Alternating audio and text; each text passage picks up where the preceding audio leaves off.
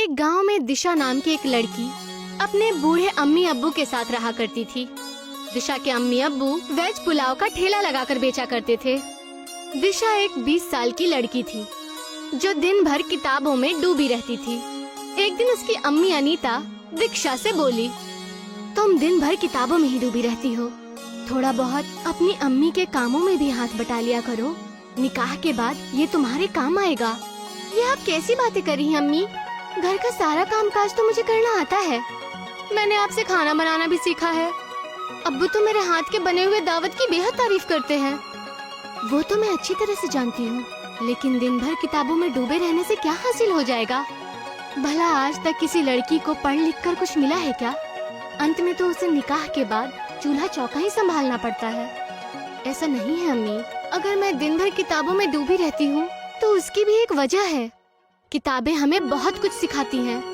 मैं इस जिंदगी में कुछ नया करना चाहती हूँ। दीक्षा की बात पर अनीता दिशा से कुछ बोलने ही वाली थी कि तभी वहाँ दिशा के अब्बू आ गए। अरे मेरी बेटी दीक्षा बिल्कुल सही बोल रही है। अनीता, उसे पढ़ने दो। मैं तो बस यही कहना चाह रही थी जी कि हमें दीक्षा को पढ़ा लिखा कर नौकरी थोड़ी न करवानी है, अंत में उसका निकाह ही तो करना है। ऐसा नहीं सोचते अनीता। अगर दीक्षा बिटिया शिक्षित हो जाएगी तो सोचो अपनी शिक्षा से उसे कितना फायदा पहुंचेगा। वो अपने पति के ऊपर बोझ नहीं होगी। और वैसे भी आजकल के दौर में लड़कियां पुरुषों से पीछे है क्या? वो पुरुषों के साथ कदम से कदम मिलाकर चल रही हैं। अब्बू जान, मेरे मदरसे में 2 दिन के लिए जंगल में एक टूर जा रहा है, क्या मैं जा सकती हूँ? लेकिन मौलाना ने 500 रुपए मांगे हैं। बेटी, मैं तुम्हें कभी मना नहीं करता, लेकिन तुम तो जानती हो आजकल धंधा कितना मंदा हो गया है। मैं तुम्हारे स्कूल की फीस भी कितनी मुश्किलों से जमा करता हूँ। दूर पर जाने के लिए स्कूल वालों ने कुछ अतिरिक्त रुपए तुमसे मांगे हैं, जो इस समय मेरे पास नहीं है बेटा। रमन की बात सुनकर दीक्षा का चेहरा उतर गया। अपनी बेटी का चेहरा देखकर रमन भावुक होकर बोला, लेकिन तुम फिक्र मत करो, कल मैं किसी न किसी से पैसे उधार मांगकर तुम्हें दे दूंगा। अब्बू की बात सुनकर दीक्षा बेहद खुश हो गई। ये क्या जी, अब आप दीक्षा के लिए पैसे भी उधार लेंगे? कोई बात नहीं, बेटिया पढ़ लिख जाएगी तो हो सकता है वो आगे चलकर हम दोनों का ही सहारा बने। लेकिन हमें परसों मकान मालिक का किराया भी देना है। अगले दिन दिशा के अब्बू फिर से ठेला लेकर बस स्टैंड के पास चले गए, मगर वो यही सोचते रहे कि आखिर वो कैसे और किससे उधार मांगे। तभी उसे दूर से गांव का मुखिया आता हुआ नजर आया, जो उसी के करीब आ रहा था। नमस्ते नमस्ते मुखिया जी। अरे अरे नमस्ते नमस्ते रमन, नमस्ते। और सुनाओ, कैसे हो? धंधा कैसे चल रहा है तुम्हारा? धंधा अभी बहुत हल्का चल रहा है मुखिया जी। पहले पुलाव शाम तक बिक जाता था, लेकिन अब तो कभी कभी भगोने में पुलाव ऐसा का ऐसा ही रखा रहता है। अरे अरे रमन, आजकल चाइनीज फूड का दौर है। भारत में तरह तरह के लजीज खाना बन रहे हैं। ऐसे में तुम्हारा देसी पुलाव कौन खाना पसंद करेगा? गांव का नक्शा अब पहले जैसा नहीं रहा। गांव के लोग भी बहुत बदल चुके हैं। मुखिया जी, मुझे आपसे कुछ बात करनी थी। हाँ हाँ बोलो, अब क्या बात करनी थी? मुझे आपसे कुछ पैसे उधार चाहिए थे। कितने पैसे चाहिए थे? जी मुझे 2000 रुपए की जरूरत थी। वो क्या है कि कल मुझे 1500 रुपए मकान का किराया देना है और 500 रुपए बेटिया के स्कूल में जमा करने हैं। अरे तो दीक्षा बेटिया की स्कूल की फीस जमा नहीं हुई क्या? जी वो तो मैंने कब की जमा कर दी मुखिया जी। क्या है कि स्कूल की तरफ से बिटिया का टूर जा रहा है जंगल, तो बिटिया का बड़ा मन है उस टूर में जाने का, और स्कूल वाले 500 रुपया मांग रहे हैं। अरे तुम्हें क्या हो गया है रमन? तुम्हारा धंधा वैसे ही मंदा चल रहा है और ऊपर से तुम्हें मकान का किराया भी देना है। ऐसे में बिटिया को टूर पर भेजना जरूरी है क्या? बिटिया को पेड़ और पौधों से बहुत प्रेम है मुखिया जी, और वो दिन भर इसी के बारे में किताबों में पढ़ती रहती है। अगर आज शाम को मैं उसे पैसे नहीं दे पाया तो बिटिया का दिल टूट जाएगा मुखिया जी। मुखिया दीक्षा के अब्बू की बातों को सुनकर उन्हें बेहद गौर से देखने लगा। तभी मुखिया का साथी अभिमन्यु वहाँ जा पहुँचा। अभिमन्यु एक बेहद गंदे बर्ताव का इंसान था, जो मुखिया के हमेशा कान भरता रहता था। वो उन दोनों की बातें काफी देर से सुन रहा था। अभिमन्यु ने मुखिया के कान में बोला। अरे सोचते क्या हो मुखिया जी, 1000 रुपए की बात है, दे दीजिए। वैसे भी रमन का ठेला कम से कम 10,000 रुपयों का होगा। इस वक्त रमन का धंधा अच्छा नहीं चल रहा है, वो आपके पैसे नहीं चुका पाएगा। उसके बदले आप उसका ठेला रख लेना, पूरे 8,000 रुपए का फायदा होगा। अभिमन्यु की बात मुखिया के दिमाग में बैठ गई। अरे ये पैसे कब तक दोगे मुझे? मुखिया जी मुझे बस 2 महीने का समय दे दीजिए। इससे पहले मैंने आपसे ना जाने कितने बार पैसे उधार लिए, लेकिन हमेशा चुका दिए हैं। अरे उस वक्त की बात अलग थी रमन, लेकिन इस वक्त की बात अलग है। मैं कुछ समझा नहीं मुखिया जी। अरे देखो रमन, आजकल सभी का धंधा मंदा चल रहा है, मेरा भी व्यापार थोड़ा सा मंदा ही चल रहा है, तो इसीलिए मुझे पैसे जल्दी चाहिए। और दूसरी बात, मुझे गिरवी रखने के लिए भी कोई सामान चाहिए। मुखिया की बात सुनकर दीक्षा के अब्बू बेहद बुरी तरह से चौंक पड़े। दीक्षा के अब्बू जानते थे कि मुखिया अंदर से अच्छे स्वभाव का इंसान था। दीक्षा के अब्बू समझ गए कि मुखिया के कान किसी और ने नहीं, बल्कि कुछ देर पहले अभिमन्यु ने ही भरे थे। मगर दीक्षा के अब्बू मजबूर थे, क्योंकि मुखिया के अलावा गांव में कोई भी 2,000 रुपए उसे उधार नहीं दे सकता था। मेरे पास क्या है मुखिया जी, गिरवी रखने के लिए सिर्फ एक किराए का मकान है। और क्या आपको मेरी जबान पर भरोसा नहीं है? अरे भरोसे के जमाने चले गए रमन, हमारा ये ठेला किस दिन काम आएगा? अगर तुम मुझे महीने के अंदर अंदर पैसे नहीं दे पाए तो मैं ये तुम्हारा ठेला जब्त कर लूंगा, और तुम्हें इस बात का कोई बुरा नहीं मानना चाहिए। दीक्षा के अब्बू सोचते हुए बोले, ठीक है मुखिया जी, जैसी आपकी मर्जी। मुखिया मुस्कुराता हुआ वहाँ से चला गया। शाम को दीक्षा के अब्बू ने 500 रुपए दीक्षा को दे दिए। दीक्षा बेहद खुश होकर वहाँ से चली गई। दीक्षा के अब्बू ने सारा मसला दीक्षा की अम्मी को कह सुनाया। ये क्या किया आपने? आप बेहद अच्छी तरह से जानते हैं कि अभिमन्यु एक नंबर का बेईमान आदमी है। मुखिया जी एक अच्छे स्वभाव के और नेक दिल इंसान है। जरूर अभिमन्यु की तुम्हारे ठेले पर नियत खराब हो गई होगी। आखिर मुखिया जी आपका ठेला लेकर क्या करेंगे? वो जरूर आपके ठेले को अभिमन्यु को दे देंगे। जब आपके पास ठेला ही नहीं रहेगा तो आप क्या करेंगे? तब तक कोई ना कोई हल निकल आ जाएगा। वैसे भी हमें कल मकान मालिक का किराया चुकाना तो है ही। 1500 रुपए तो वैसे भी मुझे मुखिया जी से मांगने पड़ते हैं। अगले दिन दीक्षा जंगल के टूर पर चली गई। दीक्षा जंगल के घने दरख्तों को बेहद गौर से देख रही थी। तभी उसकी नजर एक बूढ़ी औरत पर पड़ी। उसने देखा कि वो बूढ़ी औरत केले के पत्तों में कुछ पका रही थी। केलों के पत्तों में से बेहद अच्छी खुशबू आ रही थी। दीक्षा अपने आप को रोक नहीं पाई और उस बूढ़ी औरत के पास चली गई। ये क्या है आंटी? ये केलों के पत्तों की बनी हुई बिरयानी है बेटी। ये कैसे मुमकिन हो सकता है? बिल्कुल मुमकिन हो सकता है बेटी, मैं इसकी रेसिपी को अच्छे से जानती हूँ। दीक्षा उस बूढ़ी औरत के चेहरे को गौर से देखने लगी। आपके चेहरे की झुर्रियाँ मुझे बता रही हैं कि आप इस जंगल की रहने वाली नहीं हैं और ये रेसिपी इस देश की नहीं है। तुम तो बेहद चालाक हो बेटी। तुमने कैसे अंदाजा लगा लिया? मैं दिन भर किताबों में पढ़ती रहती हूँ, मुझे कुछ नया सीखने का शौक है। तुम बेहद अच्छी बातें करती हो। क्या नाम है तुम्हारा? दीक्षा। दीक्षा, दीक्षा तुमने बिल्कुल सही पहचाना। मैं अपनी जवानी में ही आधी दुनिया घूम चुकी हूँ। मेरे खानदान के सभी लोग मुझे छोड़कर विदेश में बस गए हैं। उस दिन के बाद इस दुनिया से मेरा दिल बिल्कुल ही हट गया और मैं जंगलों में ही अकेले रहने लगी। क्या आप मुझे ये रेसिपी सिखाएंगी? अगर कोई और कहता तो मैं उसे जरूर मना कर देती, लेकिन तुम बेहद अच्छी हो। तुम्हारी आंखों की चमक बता रही है कि तुम्हें आगे बढ़ने का बेहद शौक है। ये लजीज बिरयानी जरूर तुम्हें सिखाऊंगी। बूढ़ी औरत ने दीक्षा को लजीज बिरयानी की रेसिपी बता दी।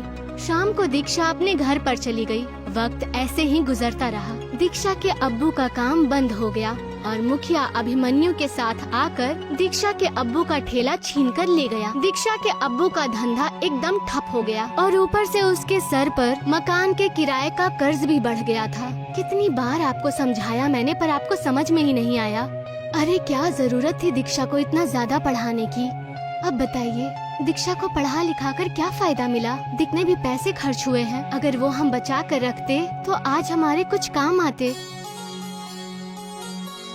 अरे इसमें दीक्षा का कोई दोष नहीं है अनीता। तभी वहाँ पर दीक्षा आकर बोली, अब्बू जान, मेरे पास एक तरकीब है। कैसा उपाय बेटी? कुछ महीने पहले जब मैं जंगल के टूर पर गई थी तो मैंने वहाँ पर एक बूढ़ी औरत से बिरयानी की रेसिपी सीखी थी। मुझे लगता है कि अगर वही बिरयानी हम अपने गांव में बनाकर बेचे तो हमें बेहद मुनाफा होगा। ये कैसी बातें कर रही हो बेटी? तुम कहना क्या चाहती हो कि तुम्हारे पिताजी अच्छी पुलाव नहीं बनाते थे? अनीता, मुझे लगता है कि दीक्षा बेटी सही बोल रही है। मुखिया जी भी यही बोल रहे थे कि आजकल भारत में नई नई चीजों का दौर है। जब तक हम कुछ नया नहीं करेंगे तो ऐसे ही बिछड़ते रह जाएंगे। लेकिन दिक्कत ये है जी कि बिटिया की बात अगर मान भी ली जाए तो आप वो बिरयानी बेचोगे कहाँ? ठेला तो वो अभिमन्यु छीन कर ले गया। आप उसकी चिंता मत कीजिए अम्मी। मैंने अपने घर के मसले के बारे में अपनी टीचर से बात की थी। उनकी एक दुकान गांव में खाली पड़ी है। उन्होंने मुझसे कहा है कि जब तक तुम्हारे अब्बू के पैसों का मसला हल नहीं हो जाता तक वो हमें अपनी दुकान दे सकती है। दीक्षा की बात सुनकर दीक्षा के अब्बू खुश हो गए। अगले दिन दीक्षा अपने अब्बू को खेतों में ले गई और अपने अब्बू जान के साथ बेहद सारे केलों के पत्तों को तोड़कर दुकान पर ले गई। दीक्षा के अम्मी और अब्बू ने पहले से ही दुकान की साफ सफाई कर दी थी। दीक्षा ने केले के पत्तों में बासमती चावल और कुछ अन्य चीजें डालकर उन्हें अंगारों पर पकने के लिए रख दिया और कुछ ही देर में पत्तों की बिरयानी बनकर तैयार हो गई। उसमें से इतनी अच्छी खुशबू निकल रही थी कि वहाँ से जाने वाले लोग खुद को रोक नहीं पाए। तभी एक आदमी उनके दुकान पर जाकर बोला, अरे आपकी दुकान में से तो बहुत अच्छी खुशबू आ रही है। क्या ये कोई नई होटल है? दीक्षा के अब्बू कुछ बोलते उससे पहले ही दीक्षा ने उस आदमी से बोला, आपने बिल्कुल सही पहचाना, ये हमारा नया होटल है, केले के पत्तों की बिरयानी वाला होटल। वो आदमी तुरंत उस दुकान के एक टेबल पर बैठते हुए बोला, मुझे भी एक प्लेट खानी है। तभी दीक्षा ने उसे गर्मा गर्म बिरयानी परोस दी। वो आदमी देखते ही देखते बिरयानी की 4-5 प्लेट खा गया। मजा आ गया। कितने हो गए? 2000 रुपए। उस आदमी ने बेहद खुशी खुशी दीक्षा को 2000 दे दिए। वो आदमी शहर का रहने वाला था और एक फेमस यूट्यूबर था। अरे इस तरह का खाना मैंने जिंदगी में पहली बार खाया है। मुझे नहीं लगता ये भारत में कहीं और बनता होगा। अगर आपको एतराज ना हो तो क्या मैं आपका फोटो केलों के पत्तों के बिरयानी के साथ सोशल मीडिया पर पोस्ट कर सकता हूँ? हाँ, क्यों नहीं। इससे तो हमारे होटल को बेहद फायदा होगा। उस आदमी ने दीक्षा की एक तस्वीर पत्तों के बिरयानी के साथ खींचकर फेसबुक पर अपलोड कर दी और वहाँ से चला गया। रमन 2000 देखकर बेहद खुश हो गया। इतने पैसे तो वो 10 दिन में भी नहीं कमा पाता। देखा अनीता, बिटिया का पढ़ना लिखना कितना काम आ रहा है। सोचा अगर हम इसे नहीं पढ़ाते तो हमारी क्या स्थिति होती। आप बिल्कुल सही कह रहे हैं। मुझे तो अपनी सोच पर बेहद शर्म महसूस हो रही है। कुछ ही दिनों में देखते ही देखते दीक्षा की वो फोटोज पूरे भारत में फेमस हो गई। दीक्षा के होटल पे दूर दूर से लोग केले के पत्तों की बिरयानी खाने के लिए आने लगे। कुछ ही महीनों के बाद दीक्षा के अब्बू ने वो दुकान दीक्षा की टीचर से खरीद ली। अब रमन का एक बेहद सुंदर मकान बन गया था और वो गांव केले के पत्तों की बिरयानी के नाम से प्रसिद्ध हो गया था। और ये बात अभिमन्यु को बिल्कुल भी रास नहीं आई और उसने मुखिया से बोला, अरे मुखिया जी, ये तो आपकी इंसल्ट है। आपके गांव का नाम आपकी वजह से नहीं बल्कि दीक्षा की वजह से मशहूर हो रहा है। इससे पहले कि मुखिया अभिमन्यु से कुछ बोलता कि तभी मुखिया की पत्नी गुस्से में बाहर आकर बोली, अब तुम्हें घर में आने की कोई जरूरत नहीं है। अरे ये क्या कह रही हो तुम? अभिमन्यु मेरा साथी है। तुम्हारा साथी नहीं बल्कि तुम्हारा दुश्मन है। अरे तुम्हें तो दीक्षा को इनाम देना चाहिए। दीक्षा की वजह से हमारे गांव का नाम कितना मशहूर हुआ है। हमारे बच्चों को आगे बढ़ने की सीख मिली है और ये अभिमन्यु दिन भर गांव वालों के खिलाफ तुम्हारे कान भरता रहता है और तुम्हें भड़काता रहता है। इस अभिमन्यु की वजह से तुम्हारा नाम कितना खराब हुआ है, तुम्हें इसका अंदाजा भी है। मुखिया को अपनी बीवी की बात समझ आ जाती है। उसने अभिमन्यु को धक्के देकर घर से बाहर निकाल दिया शाम को मुखिया और उसकी बीवी दीक्षा के अब्बू के होटल पर बिरयानी खाने पहुँचे। अरे मुझे माफ कर दो रमन, मैंने तुम्हारे साथ बहुत बुरा बर्ताव किया। अभिमन्यु की बातों में आकर मैंने तुमसे तुम्हारा ठेला भी छीन लिया। ऐसा नहीं है मुखिया जी, ये तो ऊपर वाले की लीला है। वैसा नहीं करते तो भला मैं इतना बड़ा आदमी कैसे बनता। लेकिन मैं कितना भी बड़ा क्यों ना बन जाऊं, आपसे हमेशा छोटा ही रहूंगा, क्योंकि आप हमारे गांव के मुखिया हैं। दीक्षा के केले के पत्तों की बिरयानी आज भी शहर से लोग खाने के लिए आते हैं। अब्दुल मियाँ के इंतकाल के बाद उनके तीनों बच्चे यतीम हो गए। अब उनके सर पर वालिद का साया नहीं था। अब क्या होगा, कैसे हमारा घर चलेगा? दो जवान बेटियों की शादी करनी है। या अल्लाह, कुछ तो रहम कर। अम्मी, अब हमें ही बाहर जाकर काम करना होगा। लेकिन तू क्या काम कर सकती है? मुझे तो बस एक ही काम अच्छे से आता है, खाना बनाना। क्यों ना हम एक बिरयानी सेंटर खोल ले? लेकिन उसमें तो बहुत पैसे लगेंगे आपा। पैसों की फिक्र मत करो, मेरे ये गहने कब काम आएंगे। और बस एक बार सब ठीक हो जाए तो तुम तीनों इसे मिलकर छुड़ा लेना। लेकिन अम्मी, अब्बा ने ये आपके लिए खरीदे थे। बेटा, मेरी पहली जिम्मेदारी तुम सब हो। जेवर का क्या है, वो तो वापस मिल ही जाएंगे। ठीक है। शिफा ने अपनी अम्मी के जेवर ले लिए और उन्हें गिरवी रखकर उसे 20,000 रुपए मिले। उन पैसों से उन लोगों ने एक छोटा सा ठेला खरीद लिया और तीनों भाई बहन मिलकर उस ठेले पर काम करने लगे। ले लो गर्मा गर्म बिरयानी, जायका ऐसा कि उंगलियां चाटते रह जाओगे। ले लो गर्मा गर्म बिरयानी। कई लोगों ने उनके ठेले की बिरयानी चखी और सभी को वो बिरयानी अच्छी लगी। वाह, क्या बिरयानी है, हमने कभी इतनी लजीज बिरयानी नहीं खाई। हाँ, बहुत अच्छी बिरयानी है। शुक्रिया भाईजान, ये हमारी अम्मी का नुस्खा है, हमारी अम्मी की स्पेशल बिरयानी। बहुत अच्छी है। और देखते ही देखते उनका बिरयानी का ठेला चल पड़ा। अब लोगों की भीड़ लगने लगी। मुझे 2 बिरयानी पार्सल देना। ठीक है। मुझे भी दे दो। अब नदीम को लोगों को बुलाने की जरूरत नहीं थी। ठेले पर इतनी भीड़ रहती थी कि तीनों भाई बहन मिलकर ऑर्डर दिया करते थे। ये लीजिए आपका ऑर्डर। ये आपका। ये आपका। 1 माह बाद शिफा अपने कमाए हुए रुपए गिन रही थी।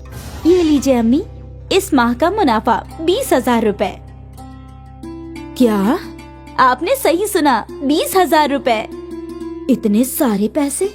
हमारी बिरयानी लोगों को बहुत पसंद आती है। ग्राहकों की हमेशा भीड़ लगी रहती है अम्मी। या अल्लाह, तेरा लाख लाख शुक्रिया। तूने मेरे बच्चों को कामयाबी अता फरमाई। शुक्रिया। अम्मी, अगले माह ही आपके जेवर छुड़वा लेंगे हम, इंशाल्लाह। आज शिफा का खानदान बहुत खुश था। उनके अब्बा के इंतकाल के बाद पहली मर्तबा उनके घर में कुछ अच्छा हो रहा था। तीनों भाई बहनों ने अपनी मेहनत जारी रखी और दिन दुगनी और रात चौगनी तरक्की करने लगे। ये सब हम तीनों की इत्तिहाद की वजह से हो रहा है। बिल्कुल आपा। और हम हमेशा एक ही रहेंगे। हाँ, हमेशा। कुछ माह में तीनों ने ठेले से होटल बना लिया। नदीम काउंटर पर बैठा करता और शिफा और सना बिरयानी पकाया करती। नदीम भाई, वही जायका है, ठेले वाला। बिल्कुल, यही तो हमारी अम्मी का नुस्खा है। भाईजान, जायका कभी नहीं बदलेगा। लोग अक्सर इनकी बिरयानी के जायके की तारीफ किया करते थे। धीरे धीरे इन्हें दावत के केटरिंग के कॉन्ट्रैक्ट्स भी मिलने लगे। भाई, मेरे घर कल एक दावत है, 100 लोगों की बिरयानी चाहिए। जी बिल्कुल, मिलेगी ना, लेकिन वही जायका चाहिए जैसा हम यहाँ खाते हैं। बिल्कुल वही जायका रहेगा, आप बेफिक्र होकर ऑर्डर दे जाइए। तीनों भाई बहन बहुत खुश थे कि उनका कारोबार बड़ा होता जा रहा था। फिर एक दिन क्या हुआ, ये ऑर्डर अब तक गया नहीं। वो कादरी साहब के घर निकाह था, लेकिन किसी वजह से वो निकाह टूट गया, तो अब ये खाना नहीं जाएगा। या अल्लाह, बहुत बुरा हुआ। तुम एक काम करो, ये खाना गरीबों को खिला दो, कम से कम कादरी साहब को दुआ मिलेगी। ठीक है आपा। अपनी बड़ी बहन के कहने पर नदीम ने सारी बिरयानी फकीरों में बांट दी, लेकिन उसका मन नहीं था। जब वो होटल लौटा तो सना वहीं थी। आपा कहाँ है? वो तो घर गई है। मुझे समझ में नहीं आ रहा कि आपा ने इतनी सारी बिरयानी गरीबों में बांटने को क्यों कहा? क्या बोल रहे हो तुम? सना आपा, आज कादरी साहब के घर पर निकाह था तो उन्होंने 300 लोगों की बिरयानी ऑर्डर की थी, लेकिन किसी वजह से उनके घर का निकाह टूट गया तो बिरयानी बच गई थी। मैं सोच रहा था कि हम वो बिरयानी बेच देंगे, लेकिन आपा ने बोला कि सारी बिरयानी गरीबों में बांट दो। ये तो सही फैसला नहीं हुआ। हम उस बिरयानी से भी कमा सकते थे ना आपा? हाँ बिल्कुल, हमारी आपा बहुत नेक दिल हैं, इसलिए उन्होंने सोचा होगा कि जब हमें बिरयानी के पैसे मिल गए हैं तो क्यों ना बिरयानी गरीबों में बांट दी जाए, और उन्हें दुगने मुनाफे का ख्याल आया ही नहीं होगा। हो सकता है। तभी शिफा वहाँ आई और सना और नदीम ने अपनी गुफ्तगू बंद कर दी। सारी बिरयानी गरीबों में बांट दी ना? हाँ हाँ बिल्कुल। कम से कम कादरी साहब को दुआएं मिले, अभी उन्हें दुआओं की खास जरूरत है। जी। सना और नदीम अपनी बड़ी बहन के फैसले से मुत्ताफिक नहीं थे। खैर, उनका कारोबार चलता रहा, उन्हें और भी बड़े बड़े ऑर्डर्स मिले, उनका होटल भी अच्छा चल रहा था। फिर कुछ माह बाद एक और ऑर्डर कैंसिल हो गया। नदीम, अंसारी जी का ऑर्डर कैंसिल हो गया है, तुम ये सारी बिरयानी गरीबों में बांट दो। ठीक है आपा। नदीम ने हाँ तो बोल दिया, लेकिन उसका मन नहीं था। बड़ी बहन के घर जाने के बाद सना और नदीम बातें करने लगे। क्या हम ये बिरयानी बेच नहीं सकते? अभी तो रात के 10 बज गए हैं, अब शायद ही ग्राहक आएंगे। एक काम करते हैं, इसे अंदर रख देते हैं, कल पहले यही बिक जाएगा। हाँ हाँ, ये सही होगा। दोनों भाई बहन ने मिलकर वो बिरयानी छुपा दी।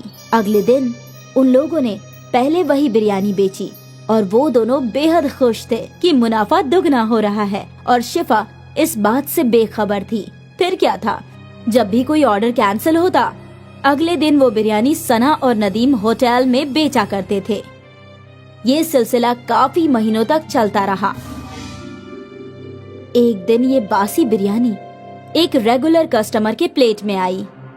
नदीम भाई, कुछ तो गड़बड़ है, बिरयानी में वो जायका नहीं है। ऐसा कैसे हो सकता है भाईजान?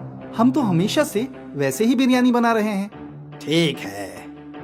धीरे धीरे सारे कस्टमर्स को बिरयानी की गड़बड़ समझ आने लगी और उन्हें वो जायका पसंद नहीं आ रहा था। यकायक उनके होटल में ग्राहक कम हो गए। तभी शिफा सोच में डूब गई। यकायक ऐसा क्या हो गया? हमारे ग्राहक टूट क्यों रहे हैं? ऐसा चलता रहा तो कैसे चलेगा? नदीम को अपनी गलती समझ आई। वो अपनी आपा के सामने रोने लगा। मेरी गलती है, मैंने और सना आपा ने बासी बिरयानी ग्राहकों को खिलाई। क्या? नदीम ने अपनी आपा के सामने सारी गलती कबूल की। ये तूने क्या कर दिया? ज्यादा मुनाफा कमाने के चक्कर में धंधा ही तोड़ दिया। अब हम कैसे ग्राहकों को वापस लाएंगे? हमें माफ कर दीजिए आपा। हमें इल्म नहीं था कि ऐसा कुछ हो जाएगा। तुम्हारे लालच ने सब कुछ बर्बाद कर दिया। तीनों सोचने लगे कि अब वो लोग क्या कर सकते हैं, और फिर अगले दिन शिफा को एक तरकीब सूझी। शिफा ने एक तख्ती लिखवाई, हमें माफ कर दीजिए, हमारी गलती की वजह से आपको बासी बिरयानी खानी पड़ी, हम शर्मिंदा हैं, इसलिए अगले एक हफ्ते तक हम सबको मुफ्त में बिरयानी खिलाएंगे। ये तख्ती शिफा ने होटल के बाहर लगा दिया। कस्टमर्स ने तख्ती पढ़ी और वो मुफ्त की बिरयानी खाने होटल आ गए, और एक बार फिर उन्हें ताज़ी बिरयानी का जायका पसंद आने लगा। ये तो बिल्कुल पहले जैसी है। हाँ हाँ, मजा आ गया। भले ही उनको एक हफ्ते मुफ्त की बिरयानी खिलानी पड़ी, लेकिन उनकी मुश्किल का हल निकल गया। उनके ग्राहक लौट आए और सना और नदीम को समझ में आ गया कि लालच बुरी बला है। एक बार फिर अम्मी की बिरयानी चल पड़ी। शौकत मियाँ की बिरयानी की दुकान थी। लोग बड़े मजे से उनकी बिरयानी नोश फरमाते थे। वाह शौकत भाई, क्या जायका है। शुक्रिया भाईजान। बिरयानी का जायका अच्छा था, इसलिए उनकी आमदनी बहुत अच्छी होती थी। शौकत मियाँ हर महीने 20,000 रुपए अपनी अम्मी के हाथ में रख देते थे। बेटा, अब जब तुम्हारी आमदनी भी ठीक ठाक हो रही है, तो मैं सोच रही हूँ कि तुम्हारा निकाह करवा दूं। वैसे भी कब तक मैं तन्हा घर की और पूरे खानदान की जिम्मेदारियाँ उठाऊंगी। तुम्हारे निकाह के बाद तो नदीम का भी निकाह होगा। अरे अम्मी, मैं तो अभी भी बच्चा हूँ, आप कबले भाईजान का ही निकाह करवाइए। ठीक है ठीक है, अम्मी आपको जो लड़की पसंद हो वो मुझे मंजूर है। ये हुई ना बात, आपसे मुझे यही उम्मीद थी भाईजान। शौकत की अम्मी ने उसके लिए एक लड़की तलाश ली। सना तालीम याफ्ता थी और खाना भी जायकेदार बनाती थी। कुछ माह बाद शौकत और सना का निकाह हो गया और फिर सना ने घर की सारी जिम्मेदारियां संभाल ली। बेटा, तुम्हारे हाथों के खाने का जायका ही अलग है। हाँ भाभी जान, लेकिन बिरयानी में भाईजान का कोई हाथ नहीं पकड़ सकता। हाँ वो तो है। अब उसका तो तब इल्म होगा जब मैं उनके हाथों की बिरयानी खाऊंगी। भाईजान, आज सबके लिए बिरयानी ले आना। ठीक है, ले आऊंगा। शौकत की बिरयानी मशहूर थी। जब भी वो बिरयानी बनाया करता था, बिरयानी की खुशबू आसपास फैल जाती थी और लोग खींचे चले आते थे। अरे भाई, बिरयानी तैयार है क्या? नहीं भाईजान, 10 मिनट और लगेगा। ठीक है, मैं यहीं खड़ा हूँ। खरीदार तो शौकत की बिरयानी का इंतजार किया करते थे। यहाँ तक सब कुछ दुरुस्त चल रहा था। ये अमजद मियाँ तो बैठे बिठाए मेरा कारोबार खा रहे हैं। मुझे कुछ तो करना ही होगा। मैं भी दाम गिरा देता हूँ। शौकत ने भी बिरयानी का दाम कम करके 80 रुपए कर दिए। रोज तो इसी दुकान से बिरयानी खाते हैं, चल आज उस नई दुकान से खाते हैं। ठीक है। कई खरीदार बस नया जायका चखने के लिए अमजद की दुकान में जाने लगे, लेकिन अमजद के हाथों में अलग ही जादू था। एक बार जो उसकी बिरयानी खाता, वो उसी की दुकान में वापस आया करता था। कल जो बिरयानी खाई थी ना, आज भी वही नोश फरमाएंगे। हाँ बिल्कुल, उस बिरयानी को भूलना मुमकिन नहीं है। आहिस्ते आहिस्ते शौकत के खरीदार कम होते जा रहे थे। शायद ये बस कुछ रोज की बात है। अमजद की दुकान नई है, इसलिए लोग वहाँ बिरयानी का जायका ले रहे हैं। कुछ रोज बाद मेरे खरीदार लौट आएंगे। शौकत ने खुद को ये बात समझाने की कोशिश की, लेकिन कारोबार का नुकसान उसे परेशान कर रहा था। अब घर पर भी वो अक्सर फिक्र में ही रहा करता था। क्या हुआ शौकत, तू इतना परेशान क्यों है? अब क्या बताऊं अम्मी, मेरी दुकान के बगल में एक और बिरयानी की दुकान खुल गई। आहिस्ते आहिस्ते मेरे सारे खरीदार वहीं जा रहे हैं। ऐसा चलता रहा तो एक रोज मुमकिन है दुकान बंद करने की ही नौबत आ जाए। ऐसा कुछ नहीं होगा बेटा, अल्लाह मालिक है। मुमकिन है ये सिर्फ कुछ ही रोज की बात हो। मैं भी यही दुआ कर रहा हूँ अम्मी। शौकत परेशान था और ये बात पूरे खानदान को बुरी लग रही थी। उस रात सना ने शौकत से पूरा माजरा पूछा। तो अगर दाम कम करने की वजह से खरीदार दूसरी दुकान में जा रहे हैं, तो क्यों ना हम भी दाम कम करके देखें? और कम कैसे कर पाएंगे बेगम? बिरयानी की एक प्लेट बनाने की लागत ही 50 रुपए प्लेट की है और हम 80 रुपए में फरोख्त कर रहे हैं। मतलब सिर्फ 30 रुपए का मुनाफा है। अगर ये भी कम कर दिया तो घर का खर्च कैसे चलेगा?